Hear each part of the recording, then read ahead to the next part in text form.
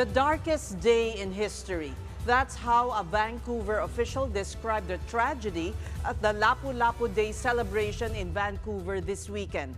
A suspect is already in custody. Mobile journal Julie Baisa has tonight's big story. Oh my God, there's a lot! Oh my gosh! It was a sight beyond anyone's imagination. Bodies scattered around East 41st Avenue and Fraser Street in Vancouver, Canada on Saturday evening, April 26th. Oh my gosh! Oh my gosh! Cars and food trucks damaged, and everywhere, people were crying. Everyone was helpless. One eyewitness even recounted seeing bodies of victims flying up in the air like a bowling ball hitting bowling pins as a vehicle barreled through the celebrating crowd from out of nowhere. The black SUV just pulled through attendees of the Lapu Lapu Day celebration hosted by the Filipino community. It was a really, really loud noise, and then we heard screams following. I had seen a lifeless body on the ground, very mangled. It was very hard. It was also very shocking to see. I definitely feel like it's etched in my brain forever. Almost wrapping up na sila kasi katatapos lang din ng concert. That's when the SUV car, drove through the crowd. Ambulances immediately came to the rescue, and police cordoned off the area. Initially, 11 were reported killed, with ages ranging from 5 to 65 years old. The Philippine consulate also confirmed multiple injuries, several of which are serious. Ngayong araw na to, bumisita kami sa mga hospital na ayon sa mga otoridad, may mga doon dinala yung mga biktima.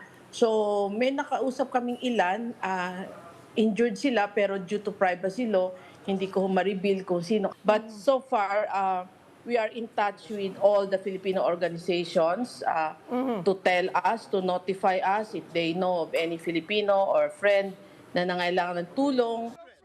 A suspect was arrested at the scene, identified as KG Adam Low, 30 years old and a resident of Vancouver. His motive for the horrific crime remains unclear at the moment. Sa investigation, itong tao na to may mental health problems. So, ni-rule out ng Vancouver Police, it's not terrorism at hindi rin hate crime. This was only the third time Canada celebrated Lapu Lapu Day. Recently, British Columbia officially recognized the event as essential in learning more about the history of the Filipino heritage.